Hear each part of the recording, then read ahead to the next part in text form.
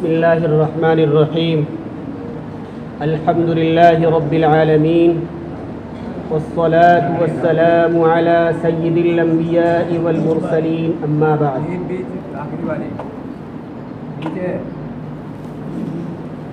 قال النبي صلى الله عليه وسلم: لا تسبن أحدا، أو كما قال صلی اللہ علیہ وسلم. محترم سامعین،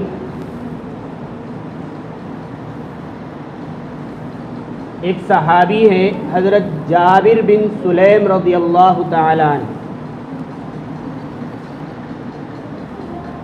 اپنا واقعہ بیان کرتے ہیں کہ اس وقت تک میں ایمان نہیں لایا تھا اور میں نے رسول اللہ صلی اللہ علیہ وسلم سے پہلی ملاقات کی تھی. میں جب ان کے پاس پہنچا تو میں نے دیکھا کہ صحابہ رضی اللہ تعالی عنہم اجمعین آپ صلی اللہ علیہ وسلم کے آس پاس بیٹھے ہوئے ہیں، اور جو بات آپ صلی اللہ علیہ وسلم بتلاتے ہیں صحابہ اس کو غور سے سنتے ہیں اور ان کی رائے پر ہاں کہتے ہیں. کوئی بھی بات رسول اللہ صلی اللہ علیہ وسلم کی بات کے خلاف نہیں کرتے. انہوں نے جانے کے بعد ابھی ایمان نہیں لائے تھے، مسلمان نہیں ہوئے تھے، لیکن یہ صحابہ کا برتاؤ اور کردار دیکھا جو جناب محمد الرسول اللہ صلی اللہ علیہ وسلم کے ساتھ تھا، تو آپ نے نبی کریم صلی اللہ علیہ وسلم سے سلام کیا، اور سلام کے الفاظ یہ ہیں: علیک السلام. یہ الفاظ زمانے جاہلیت میں اسلام سے پہلا کا سلام انہوں نے پیش کیا، تو نبی کریم صلی اللہ علیہ وسلم نے ان سے فرمایا کہ علیک السلام یہ زندوں کا سلام نہیں ہے، یہ مردوں کا سلام ہے. زندوں کا سلام ہے کہ سلام پہلے ہو، السلام علیکم، یہ آپ نے سکھلایا. اور اس کے بعد ان کی یہ گفتگو ہوئی، اور جب انہوں نے یہ طریقہ سیکھ لیا کہ زندوں کو سلام کس طریقے سے کیا جاتا ہے، جو السلام علیکم نبی علیہ الصلاۃ والسلام نے سکھلایا، اس بات سے یہ پتہ چلا کہ جو بھی کام ہم اس شریعت میں کرتے ہیں یا اپنی زندگی میں کرتے ہیں، وہ اگر کام رسول اللہ صلی اللہ علیہ وسلم کے بتائے ہوئے طریقے کے مطابق ہے تب تو وہ سنت ہے اور اس پر ثواب ملے گا اور وہی دین کہلائے گا. اور اگر وہ کام رسول اللہ صلی اللہ علیہ وسلم کے طریقے کے خلاف ہے، آپ کی سنت کے خلاف ہے، شریعت کے خلاف ہے، تو وہ کام پھر سنت نہیں کہلائے گا، اس پر ثواب بھی نہیں ملے گا. شریعت کے اگر ہم احادیث کو دیکھیں تو سلام کے اندر یہ بات ملتی ہے کہ سلام کرنے والا السلام علیکم کہے اور جواب دینے والا وعلیکم السلام کہے. اگر کوئی شخص السلام علیکم کہنے کے جواب میں السلام علیکم ہی کہہ دے، معنی میں کوئی تبدیلی نہیں ہے، دونوں معنی ایک ہی ہیں، کیا اس پر سنت کا ثواب ملے گا؟ نہیں ملے گا، کیونکہ شریعت نے اور رسول اللہ صلی اللہ علیہ وسلم کی احادیث نے اور سنت نے ہمیں یہ سبق دیا ہے کہ جب بھی سلام کیا جائے تو السلام علیکم کہا جائے، اور جب بھی جواب دیا جائے تو وعلیکم السلام کہا جائے. ایک مسئلہ کبھی کبھی ایسا ہوتا ہے کہ سلام کرنے والا سب سے پہلے کہتا ہے السلام علیکم، اور ادھر سامنے والا بھی یہ چاہتا ہے کہ ہم بھی سلام کر لیں، اور ادھر سے وہ بھی کہتا ہے السلام علیکم. تو ایک شخص جواب دیتا ہے، دوسرا جواب نہیں دیتا. یہاں پر ایک مسئلہ علماء نے لکھا ہے کہ دونوں کو جواب دینا واجب ہے. اگر میں نے کسی کو سلام کیا السلام علیکم اور اس نے یہ سوچا کہ میں ان کو سلام کر لوں اور اس نے بھی کہا السلام علیکم، تو میں اس کے سلام کا جواب وعلیکم السلام کہوں اور آپ میرے سلام کا جواب وعلیکم السلام کہیں. یہ دونوں کے اوپر واجب ہے، کیونکہ دونوں نے یہ چاہا ہے کہ ہم ایک دوسرے کو سلام کریں. اگر کوئی ایک شخص جواب دیتا ہے دوسرا جواب نہیں دیتا تو وہ واجب چھوڑتا ہے. اور یہ سنت ایسی ہے کہ سنت پر عمل کرنے کا ثواب واجب پر عمل کرنے سے زیادہ ہے. جو شخص سلام میں پہل کرے گا اس کو ثواب زیادہ ملے گا، اور جو شخص جواب دے گا اس کو ثواب کم ملے گا۔ مولانا ابرار الحق صاحب ہردوئی رحمۃ اللہ علیہ سلام کرنے کا طریقہ بتلایا کرتے تھے کہ اگر کوئی شخص سلام کرے تو وہ سلام اس طریقے سے کہے کہ 3 چیزیں سلام میں ہونی چاہیے، ایک تو سبقت ہونی چاہیے، اور ایک کثرت ہونی چاہیے، اور ایک صحت ہونی چاہیے۔ سبقت کا مطلب یہ ہے کہ ہر شخص یہ چاہے کہ میں پہلے سلام کروں، کیونکہ اس سنت کا ثواب ایسا ہے کہ جو واجب سے زیادہ ملتا ہے، اس لیے ہر شخص کو چاہیے کہ میں سلام کروں، اس شخص کے انتظام میں نہ رہا جائے کہ سامنے والا مجھے سلام کرے، وہ مجھ سے چھوٹا ہے یا وہ مجھ سے مرتبے میں کم ہے یا میں کیوں سلام کروں، یہ سب نہیں آنا چاہیے، بلکہ خود سبقت کرنی چاہیے، پہل کرنا چاہیے اور السلام علیکم کہنا چاہیے۔ دوسری بات انہوں نے کہی کثرت، یعنی زیادہ سے زیادہ سلام کیا جائے۔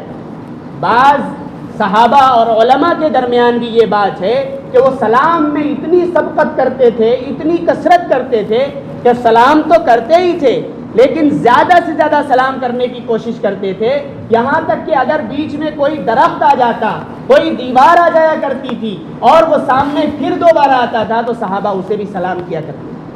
اور آج ہمارا حال یہ ہے کہ ہم یہ سمجھتے ہیں کہ میرا بھائی جو گھر سے آیا ہوا وہ تو یہیں رہتا ہے، اسے سلام کر کے کیا کریں گے، اور اگر کوئی بازار گیا تھا یا کسی آج ایک دن کے سفر پر گیا تھا اس سے ہم سلام کرنے کو کوئی ثواب کی چیز سمجھتے ہی نہیں ہیں۔ اور صحابہ کا عمل یہ ہے کہ اگر ایک دیوار بیچ میں آتی تھی اور پھر اس سے ملاقات ہوتی تھی دوبارہ اس سے سلام کرتے تھے، یہ سلام میں کثرت۔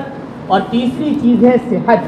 آج سلام کرنے میں ہم نے عجیب و غریب الفاظ اختیار کر رکھے ہیں، کوئی کہتا ہے السلام علیکم، کوئی کہتا ہے السلام علیکم، کوئی کیسے کیسے الفاظ استعمال کرتا ہے، یہ سب عربی کے لحاظ سے غلط ہے۔ صحیح انہوں نے بتلایا کہ شروع کا حمزہ اور میم کا پیش ظاہر ہو جائے اور ہم کہیں السلام علیکم، یہ صحیح سلام ہے جو عربی الفاظ کے اعتبار سے، عربی گرامر کے اعتبار سے صحیح، السلام علیکم۔ اس کے علاوہ جو بھی سلام چل رہے ہیں وہ سلام عربی کے قواعد کے خلاف ہیں، سنت کے خلاف ہیں، شریعت کے خلاف ہیں۔ بعض الفاظ تو سلام کرنے میں ایسے ہیں کہ جس کا ترجمہ ہوتا ہے کہ تمہیں موت آ جائے، جیسے جس کا ترجمہ ہے السلام علیکم۔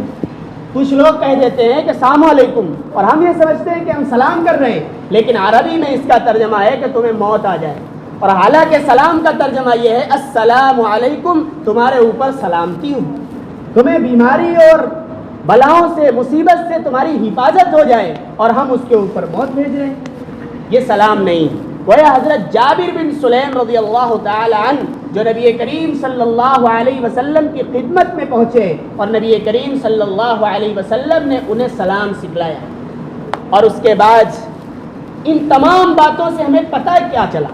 پتہ یہ چلا کہ ہر وہ کام جو بھی ہم زندگی میں کر رہے ہیں وہ رسول اللہ صلی اللہ علیہ وسلم کے طریقے کے مطابق اگر ہم کریں گے تو اس میں ہمیں ثواب ملے گا، اور اگر اس کو ہم چھوڑ کر کریں گے تو پھر اس میں کوئی ثواب نہیں۔ ایک صحابی ہے، نبی کریم صلی اللہ علیہ وسلم نے انہیں ایک دعا سکھلائی اور یہ کہا کہ سونے سے پہلے یہ دعا پڑھ لیا کرو، اور وہ دعا کیا تھی؟ آمنت بکتاب الذی انزلت وبنبیک الذی ارسلت، کہ میں ایمان لایا اس کتاب پر جو اللہ آپ نے نازل فرمائی، اور میں ایمان لایا اس نبی پر جو اللہ آپ نے بھیجا ہے۔ یہ دعا نبی کریم صلی اللہ علیہ وسلم نے ان صحابی کو سکھلائی۔ کچھ دنوں کے بعد ان صحابی سے پھر ملاقات ہوئی، آپ نے ان سے پوچھا کہ میں نے جو دعا تمہیں سکھلائی تھی وہ دعا تمہیں یاد بھی ہے یا نہیں؟ تو انہوں نے دعا تو یاد کر رکھی تھی لیکن ایک لفظ بدل دیا تھا، وَبِنَبِيِّكَ الَّذِي، نبی کی جگہ پر رسول کہہ دیا تھا، اور انہوں نے دعا اس طریقے سے سنائی، آمنت بکتابک الذی انزلت وبرسولک الذی ارسلت۔ ترجمہ کیا ہے کہ میں ایمان لایا اس کتاب پر جو اللہ آپ نے نازل فرمائی ہے، اور میں اس رسول پر ایمان لایا جو آپ نے بھیجا ہے۔ اور نبی کریم صلی اللہ علیہ وسلم نے جو دعا سکھلائی تھی اس کے الفاظ نبی کے تھے، رسول کے نہیں تھے۔ نبی کریم صلی اللہ علیہ وسلم نے فرمایا کہ رسول کی جگہ پر نبی ہی کہو جو میں نے سکھلایا تھا۔ حالانکہ آپ علماء کرام سے، جانکاروں سے پوچھئے نبی اور رسول میں فرق کیا ہے، رسول کا درجہ نبی سے بھی بڑا ہوا ہے. نبی ہر اس پیغمبر کو کہتے ہیں جس کو اللہ نے رسول اور نبی بنا کر بھیجا ہو اور اسے کوئی نئی شریعت نہ دی ہو یا نہ دی ہو، ہر شخص کو اسے نبی کہہ دیں گے. اور رسول اسے ہی کہا جائے گا جسے نئی شریعت اور نئی کتاب ملی، اسے رسول کہا جائے گا. تو نبی کے مقابلے میں رسول کا درجہ بڑا ہوا ہے، لیکن رسول اللہ صلی اللہ علیہ وسلم نے کہا کہ نبی ہی کہو، رسول نہ کہو. پتہ کیا چلا کہ جو چیز رسول اللہ صلی اللہ علیہ وسلم کی طرف سے جتنی ملے اس پر عمل کیا جائے وہی دین کہلائے گا. اپنی طرف سے خواہ کوئی بھی کام کتنا بھی اچھا ہو وہ کیا جائے تو وہ دین نہیں رہے گا، وہ رسول اللہ صلی اللہ علیہ وسلم کی سنت نہیں رہے گی. اس لیے رسول اللہ صلی اللہ علیہ وسلم نے یہ سکھلایا. حضرت ابو بکر صدیق رضی اللہ تعالیٰ عنہ اور حضرت عمر رضی اللہ تعالیٰ عنہ کا ایک واقعہ بہت مشہور ہے کہ نبی کریم صلی اللہ علیہ وسلم ایک مرتبہ صحابہ کرام رضی اللہ تعالیٰ عنہ مجمعین کی نگرانی کرنے کے لیے، ان کے حالات کی تفتیش کرنے کے لیے رات میں تہجد کے وقت نکلے. آپ نے دیکھا کہ حضرت صدیق اکبر ابو بکر صدیق رضی اللہ تعالیٰ عنہ تہجد کی نماز پڑھ رہے ہیں اور اس میں قرآن کریم کی تلاوت بہت آہستہ سے کر رہے ہیں، اور دوسری طرف حضرت عمر رضی اللہ تعالیٰ عنہ تہجد کی نماز پڑھ رہے ہیں اور اس میں تلاوت بہت بلند آواز سے کر رہے ہیں. نبی کریم صلی اللہ علیہ وسلم نے دونوں صحابی کو بلایا اور صبح پوچھا حضرت ابو بکر صدیق رضی اللہ تعالیٰ عنہ سے کہ آپ تہجد کی نماز میں اتنا آہستہ قرآن کیوں پڑھ رہے تھے کہ کسی کو سنائی بھی نہیں دے رہا تھا؟ تو انہوں نے فرمایا کہ میں اس ذات کو سنا رہا تھا جو آہستہ والی بات بھی سن لیتا ہے. جب وہ ذات سن ہی رہی ہے تو مجھے بندوں کو اور دوسروں کو سنانے کی ضرورت کیا ہے؟ اس لیے میں آہستہ پڑھ رہا تھا. اور ادھر حضرت ابو بکر صدیق رضی اللہ تعالیٰ عنہ کے مقابل میں جو حضرت عمر ابن خطاب رضی اللہ تعالیٰ عنہ تہجد میں قرآن کریم پڑھ رہے ہیں، ان سے پوچھا کہ آپ اتنے بلند آواز میں قرآن کیوں پڑھ رہے تھے؟ تو انہوں نے بتلایا کہ میں سوتے ہوئے لوگوں کو جگا رہا تھا اور شیطان کو بھگا رہا تھا، اس لیے میں قرآن کریم کو بلند آواز سے پڑھ رہا. علماء نے لکھا ہے کہ نبی کریم صلی اللہ علیہ وسلم نے فرمایا حضرت ابو بکر صدیق سے کہ تم ارفع قلیلا، اپنی آواز کو تھوڑا سا بلند کر لو. بہت آہستگی سے پڑھ رہے تھے، اب جب بھی پڑھنا تو تھوڑا بلند آواز سے پڑھنا.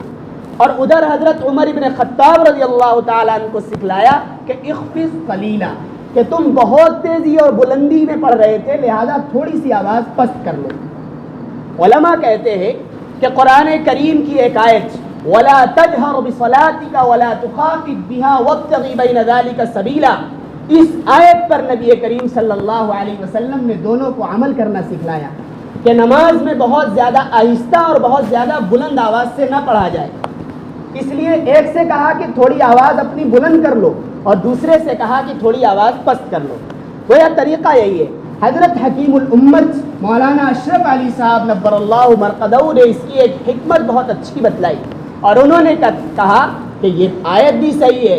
علماء نے جو کہا کہ نماز کے اندر بہت زیادہ بلند آواز سے یا بہت زیادہ پست آواز سے نہ پڑھا جائے قرآن کے مطابق ہے، لیکن ایک حکمت اور ہے. دوسری حکمت کیا ہے؟ انہوں نے بتلایا کہ اصل بات یہ ہے کہ حضرت ابو بکر صدیق رضی اللہ تعالیٰ عنہ جو قرآن بہت آہستگی سے پڑھ رہے تھے اور حضرت عمر رضی اللہ تعالیٰ عنہ جو قرآن بہت بلند آواز میں پڑھ رہے تھے، یہ دونوں لوگ اپنے طریقے کے مطابق پڑھ رہے تھے. رسول اللہ صلی اللہ علیہ وسلم نے انہیں نہیں سکھلایا تھا کہ تم بہت آہستہ سے پڑھنا اور تم بہت بلند آواز سے پڑھنا، بلکہ اپنے طور پر دونوں نے ایک راستہ اپنا لیا تھا، اس پر عمل کر رہے تھے. لیکن حضرت حکیم الامت نے فرمایا کہ رسول اللہ صلی اللہ علیہ وسلم نے یہ بتلایا کہ دیکھو اپنے سے کوئی چیز سنت نہیں بنتی، اپنے سے کوئی چیز دین اور شریعت نہیں بنتی، بلکہ جو طریقہ میرا ہوگا وہ شریعت کہلائے گا، جو طریقہ میرا ہوگا وہ دین کہلائے گا.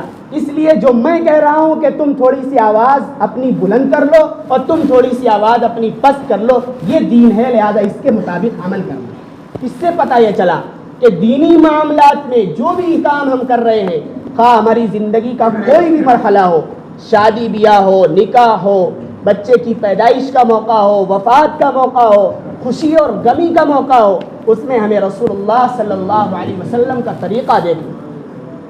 اگر وہ رسول اللہ صلی اللہ علیہ وسلم کے طریقے کے مطابق ہے تو پھر یہ سمجھیے کہ وہ دین ہے، اور اگر اس کے طریقے کے مطابق نہیں ہے تو پھر وہ دین نہیں ہے۔ اس کے بعد میں بات کر رہا تھا، حضرت جابر بن سلیم رضی اللہ تعالیٰ عنہ کو رسول اللہ صلی اللہ علیہ وسلم نے سلام سکھلایا۔ سلام کے بعد انہوں نے نبی کریم صلی اللہ علیہ وسلم سے ایک سوال کیا اور پوچھا، کیا آپ اللہ کے رسول ہیں؟ تو رسول اللہ صلی اللہ علیہ وسلم نے فرمایا، جی ہاں، میں اس اللہ کا رسول ہوں جس کو تم جب کبھی نہر کے اندر، سمندر کے اندر تم ناؤ میں سوار ہوتے ہو، اور سوار ہونے میں جب تمہاری ناؤ اور کشتی بھنور میں پھنس جاتی ہے، تب تم جس اللہ کو پکارتے ہو، میں اس اللہ کا پیغمبر ہوں۔ آگے انہوں نے پھر پوچھا، کیا آپ واقعی اللہ کے رسول اور پیغمبر ہیں؟ تو رسول اللہ صلی اللہ علیہ وسلم نے فرمایا کہ ہاں، میں اس اللہ کا پیغمبر ہوں کہ جب چٹیل میدان میں تمہاری کوئی اونٹنی کھو جائے اور تم اس اللہ سے مانگو تو وہ تمہاری اونٹنی واپس دے دیتا ہے، میں اس اللہ کا پیغمبر ہوں۔ اور پھر کہا، جب تمہارے سامنے قحط سالی آ جائے، بھوک مری عام ہو جائے، تم اس اللہ کے سامنے گڑ گڑاؤ، رو اور دعا کرو اور اس سے مانگو تو وہ اللہ تمہیں رزق دے دے، میں اس اللہ کا پیغمبر ہوں۔ یہ باتیں آپ کیوں کہہ رہے ہیں؟ اس لیے کہ اسلام لانے سے پہلے کفار اور مشرکین نے بہت سارے معبود بنا رکھے تھے۔ کوئی لات کو مانتا تھا، کوئی عزا کو مانتا تھا، کوئی منات کو مانتا تھا، پتہ نہیں کتنے بت تھے، اور ان بتوں کے اندر کوئی طاقت نہیں تھی۔ رسول اللہ صلی اللہ علیہ وسلم نے بتلایا کہ میں ان لات، عزا اور منات خداؤں کا پیغمبر نہیں ہوں، بلکہ میں اس خدا کا پیغمبر ہوں جو تمہیں رزق دیتا ہے، جو تمہیں بھنور سے بچا لیتا ہے، جو تمہاری کھوئی ہوئی، گم ہوئی اونٹنی کو واپس دے دیتا ہے۔ اس کے بعد حضرت جابر بن سلیم رضی اللہ تعالی عنہ نے نبی کریم صلی اللہ علیہ وسلم سے کہا کہ مجھے کوئی نصیحت کر دیجیے۔ اس بات سے بھی یہ پتہ چلا کہ جب بھی ہم کسی بڑے کے پاس جائیں، کسی جانکار کے پاس جائیں، خاص طور سے دینی علم رکھنے والوں کے پاس جائیں، تو اس سے اپنے لیے نصیحت کروانی چاہیے، اور اس سے کوئی نصیحت کی چیز پوچھنی چاہیے کہ کوئی ایسی بات مجھے بتلا دیجئے جس کے مطابق میں عمل کر سکوں۔ لہذا نبی کریم صلی اللہ علیہ وسلم نے ان کو 5 نصیحتیں سکھلائیں۔ پہلی نصیحت انہوں نے یہ کی کہ لا تسبن احدا، کہ تم کسی کو برا بھلا مت کہنا، کسی کو گالی نہ دینا۔ آج ہم اپنی زندگی میں، اپنے احوال میں، اپنے روزمرہ کی کیفیات میں ہم نظر دوڑائیں، کیا ہم ایک دوسرے کو برا بھلا نہیں کہتے؟ ہم نے کتنے الفاظ ایسے گڑھ رکھے ہیں جس کو ہم سامنے والے سے کہتے ہیں اور سامنے والے کو برا لگتا ہے۔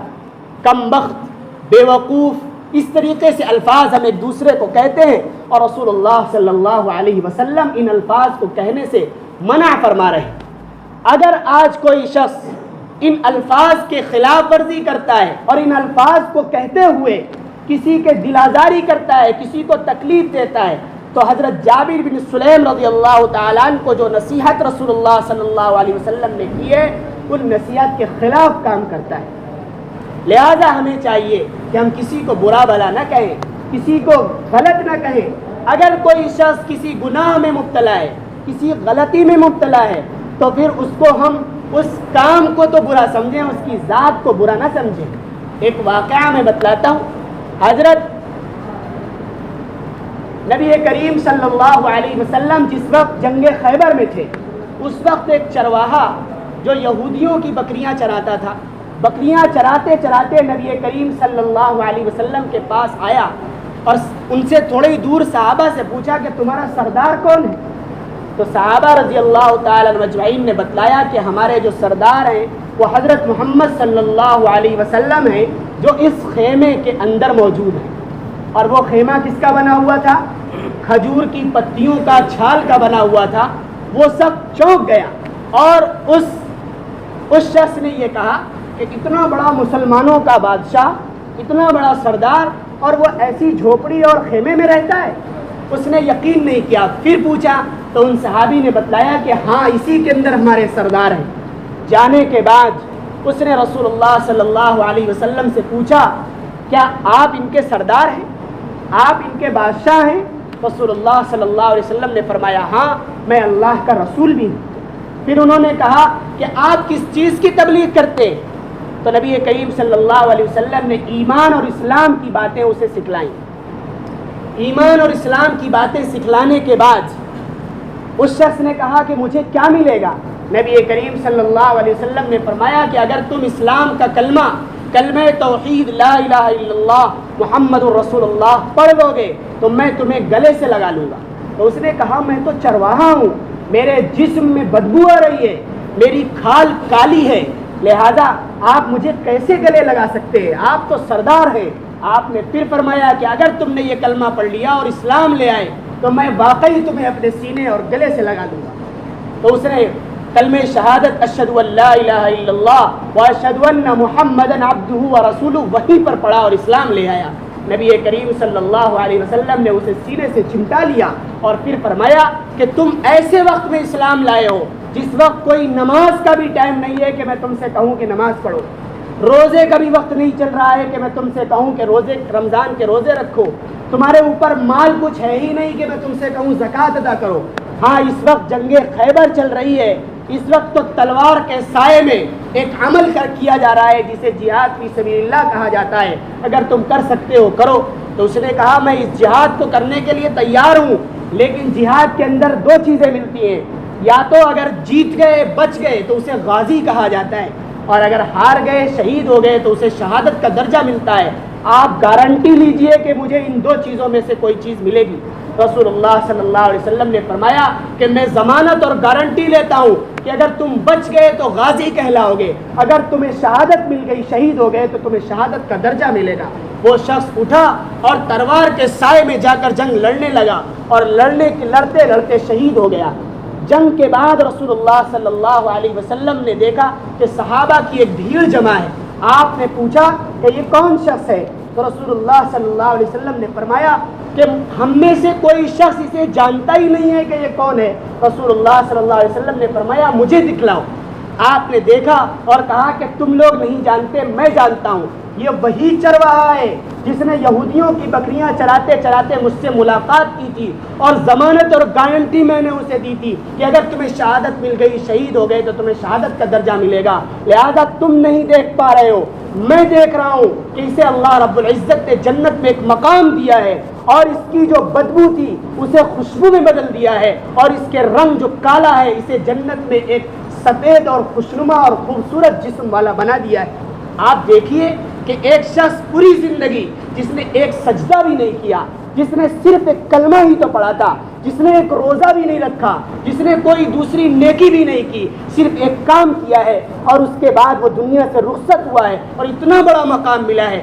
آج اگر کوئی شخص کوئی چھوٹی سی بھی غلطی کرتا ہے، کوتاہی کرتا ہے، ہم اسے پوری زندگی ذلیل و خوار سمجھتے ہیں، اسے کمتر سمجھتے ہیں، مرنے کے بعد بھی ہم اسے بددعائیں اور لعنت بھیجتے ہیں اور ہم یہ کہتے ہیں کہ پوری زندگی تو اس نے گناہ میں گزاری، کیسے دنیا سے چلا گیا۔ ہم نہیں جانتے اللہ کے یہاں اس کا کیا مقام ہے۔ رسول اللہ صلی اللہ علیہ وسلم کی پہلی جو نصیحت تھی یہ فرمایا کسی کو برا بھلا مت کرو۔ دوسری نصیحت آپ نے فرمائی کہ کوئی بھی کام ہو، کوئی بھی نیکی ہو، خواہ چھوٹی ہو یا بڑی، اسے حقیر نہیں سمجھنا ہے۔ شیطان ہمیں یہ سمجھاتا ہے کہ یہ چھوٹی سی نیکی ہے، اتنے سارے تمہارے گناہ ہیں، اس چھوٹا سا کام کر کے تمہاری کون سی بخشش ہو جائے گی، لہذا اسے بھی نہیں کرنا۔ جس نیکی کا داعیہ ہمارے دل میں آئے، خواہ وہ نیکی چھوٹی ہو یا بڑی ہو، ہمیں اسے کرنا چاہیے۔ تیسری نصیحت رسول اللہ صلی اللہ علیہ وسلم کی یہ ہے کہ جب بھی کسی مسلمان بھائی سے ملا جائے، ملاقات کی جائے، تو مسکراتا ہوا چہرے کے ساتھ ملا جائے اور اس کے اپنی خندہ پیشانی کے ساتھ ملا جائے، کھلتا ہوا چہرہ سامنے پیش کیا جائے۔ یہ رسول اللہ صلی اللہ علیہ وسلم کا طریقہ ہے۔ لیکن آج ہمارا حال یہ ہے کہ ہم ایک دوسرے سے ملاقات کرتے ہیں، ذرا سی مسکراہٹ بھی نہیں لاتے، یوں لگتا ہے کافی دنوں کے ہم اس سے ناراض چلے آ رہے ہیں۔ یہ ملاقات سنت کے مطابق نہیں ہے، رسول اللہ کے طریقے کے مطابق نہیں ہے، بلکہ جب بھی ہم کسی سے ملیں تو اس ملنے میں مسکراہٹ آنی چاہیے۔ کسی نے کہا کہ آج لوگ اتنے کنجوس اور بخیل ہو چکے ہیں کہ ایک دوسرے سے ملنے میں مسکراہٹ بھی ظاہر کرنے کے لیے تیار نہیں ہے۔ تیسری جو نصیحت حضرت جابر بن سلیم رضی اللہ تعالیٰ عنہ نے تو رسول اللہ صلی اللہ علیہ وسلم نے کی تھی وہ یہی تھی کہ ایک دوسرے سے ملاقات جب بھی کی جائے تو مسکراتا ہوا چہرہ رکھا جائے سامنے، خندہ پیشانی کے ساتھ ملاقات کی جائے۔ اور چوتھی نصیحت جو رسول اللہ صلی اللہ علیہ وسلم نے فرمائی وہ یہ ہے کہ اپنے ازار کو یعنی پائجامہ، لنگی اور پینٹ کو اپنے ٹخنے سے اوپر رکھا جائے۔ ایک حدیث کے الفاظ یہ ہے کہ خواہ تمہارے اندر تکبر ہو یا نہ ہو، تمہیں اپنے پینٹ کے، پائجامے کے اور ازار کے، لنگی کے جو کپڑا ہے اس کو تمہیں ٹخنے سے اوپر رکھنا ہے۔ آج ہمارے کچھ لوگ بھائی، مسلمان بھائی یہ کہہ دیتے ہیں ہمارے اندر تکبر نہیں ہے اس لیے ہم ٹخنے سے نیچے بھی لٹکا سکتے ہیں۔ سراسر حدیث کے خلاف ہے، سنت کے خلاف ہے۔ ایک بات یہ بتلائیے کہ اس کائنات کے اندر اگر کسی شخص کو تکبر سے بری قرار دیا جا سکتا ہے تو وہ ذات جناب محمد الرسول اللہ صلی اللہ علیہ وسلم کی ہے۔ اس کے علاوہ اس کائنات کے اندر یقین کے ساتھ کسی کو بھی نہیں کہا جا سکتا کہ اس کے اندر تکبر نہیں ہے۔ اور آج ہم دھڑلے سے کہتے ہیں کہ ہمارے اندر تکبر نہیں ہے اس لیے ہم اپنے پائجامے کو، اپنے پینٹ کو، اپنے لنگی کو ٹخنوں سے نیچے لٹکا سکتے ہیں۔ اور رسول اللہ صلی اللہ علیہ وسلم یہ بتلا رہے ہیں کہ اگر کسی نے اپنے پائجامے کو، ازار کے کپڑے کو ٹخنوں سے نیچے لٹکایا تو یہ تکبر کی علامت ہے اور وہ حصہ جہنم کا حصہ ہے۔ اس لیے ہمیں چاہیے کہ اپنے پائجامے کے کپڑے کو ٹخنوں سے اوپر رکھیں۔ اور پانچویں اور آخری نصیحت رسول اللہ صلی اللہ علیہ وسلم نے حضرت جابر بن سلیم رضی اللہ تعالیٰ عنہ سے کی، وہ یہ کی کہ اگر کوئی شخص تمہارے کسی عیب پر، کسی برائی پر تمہیں ملامت کرتا ہے، تمہیں عار دلاتا ہے تو تم اسے برداشت کرو، تم اس کا جواب مت دو۔ اگر تمہیں کوئی بیوقوف کہتا ہے اور ہم بھی اسے بیوقوف کہہ دے سامنے والے کو تو ہم نے اس سے بدلہ لے لیا، لیکن یہ رسول اللہ صلی اللہ علیہ وسلم کے طریقے کے خلاف ہے، احادیث کے خلاف ہے، سنت اور شریعت کے خلاف ہے۔ حدیث کے اندر، قرآن کے اندر معاف کرنے والے اور صبر کرنے والوں کا بہت بڑا مقام ہے۔ قرآن کہتا ہے وَلَمَنْ صَبَرَ وَغَفَرَ إِنَّ ذَلِكَ لَمِنْ عَزْمِ الْأُمُورِ، کہ جس شخص نے معاف کر دیا، جس شخص نے صبر کر لیا، اسے اللہ رب العزت کے یہاں ایک مقام حاصل ہے، اور یہ معاف کرنا اور صبر کرنا بڑے ہمتی کاموں میں سے ہے۔ ایک جگہ رسول اللہ صلی اللہ علیہ وسلم پر نازل ہونے والے قرآن نے یہ کہا انما یوفی الصابرون اجرہم بغیر حساب، کہ جو شخص صبر کرنے والے ہیں اللہ رب العزت ان کو اتنا ثواب دے گا، اتنا اجر دے گا کہ جس کا کوئی حساب اور کتاب نہیں ہوگا۔ ایک جگہ قرآن کہتا ہے ادفع بالتی ہی احسن فاذا الذی بینک وبینہ عداوۃ کانہ ولی حمیم، کہ اگر کوئی شخص تم سے برائی کرے، کوئی شخص تمہیں برا بھلا کہے، تم اس کو اچھائی سے بدلا دو۔ اور یہ شخص کون کر سکتا ہے؟ جس کے اندر دل اور گردہ ہوگا، جس شخص کے اندر صبر کرنے کا مادہ ہوگا، جس شخص کے اندر دینی پہلو ہوگا، وہی یہ کام کر سکتا ہے۔ اور اس طریقے سے کرنے سے وہ سامنے والا دشمن بھی ہمارا جگری دوست بن جائے گا، ولی حمیم، بہت جگری اور قریبی دوست بن جائے گا۔ یہ 5 نصیحتیں تھیں جو رسول اللہ صلی اللہ علیہ وسلم نے حضرت جابر بن سلیم رضی اللہ تعالیٰ عنہ کو کی۔ اللہ تعالی کہنے و سننے سے زیادہ عمل کی توفیق مرحمت فرمائے۔ وآخر دعوانا الحمد للہ رب العالمین۔